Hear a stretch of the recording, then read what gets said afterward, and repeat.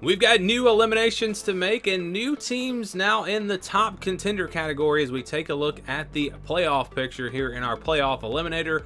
What's going on YouTube? This is SG1 Sports and you're watching our college football channel. So let's first start by looking back at the teams that were previously eliminated, all the group of 5 teams. And look, I know someone made a comment about Western Kentucky if they were to beat Ohio. Look, that's not going to happen. There is no realistic path for a group of 5 team.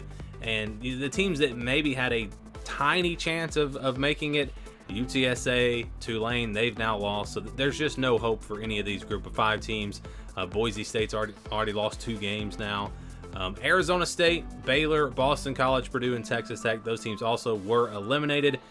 And you could say, well, Baylor or Texas Tech, what if they had run the table after that first loss? Well, they've now got 2 losses. And there's the argument for Purdue as well.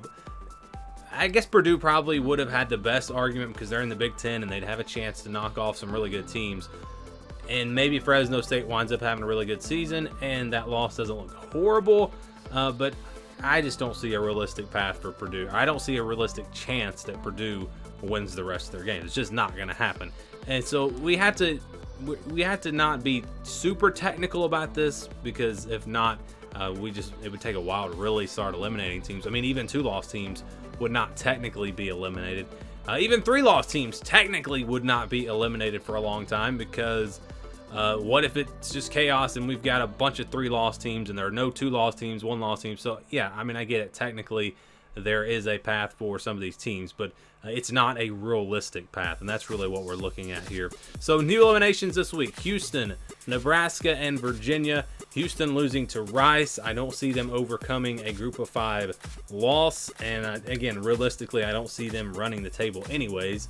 Nebraska now has 2 losses. Virginia now has 2 losses, and so these teams, again, no realistic path for them. They have been eliminated. All right, how about teams with 1? Look at all the teams already with 1 loss. They're still alive, but they all have 1 loss. Alabama, Arizona, California, Clemson, Florida, Georgia Tech, Illinois, Indiana, Iowa State, LSU, NC State, Northwestern. How about them bouncing back and winning even though they were underdogs this past week?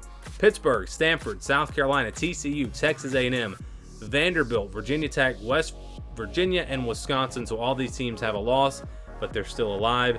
And when we get another week or 2 into the season, probably I will have a list of the undefeated teams. But I think there's still more undefeated teams than there are teams with a loss, at least in the Power 5. Although, looking at this, it might actually be pretty close. So maybe next week we'll go ahead and do the undefeated list. So, all right, 1 loss but still alive. Now let's go to the top contenders.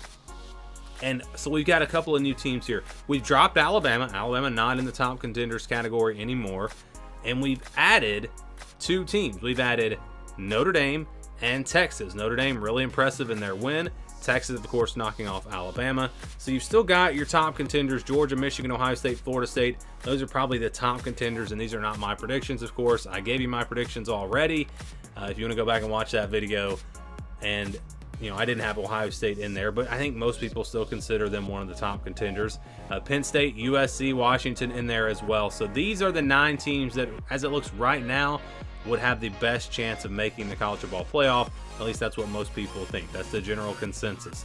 Dark horse teams, you got Alabama, Oklahoma, Oregon, LSU. Alabama and LSU both still have a chance, even with a loss, with their losses coming to really good teams. Kansas State enters this. All of a sudden, I'm looking at them in the Big 12. Perhaps to make a run again. Tennessee, Utah, and Oregon State.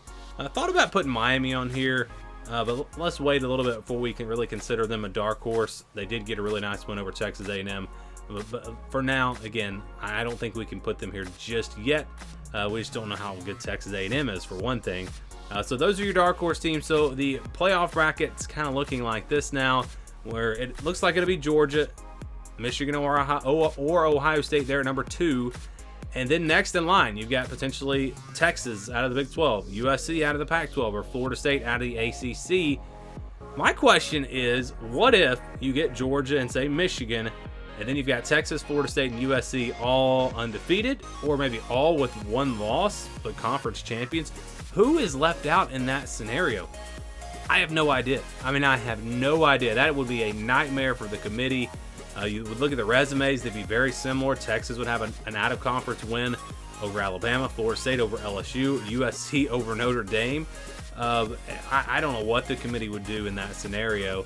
And then your other teams, Notre Dame, Washington, Penn State, those teams, could Washington maybe win that Pac-12 championship? Could Penn State maybe go 11-1, or maybe win the Big Ten? Notre Dame, if they're 11-1, would they get in? So it's going to be very, very, very interesting to see how it plays out the rest of the year. But to me, these are the 9 teams with the best shot.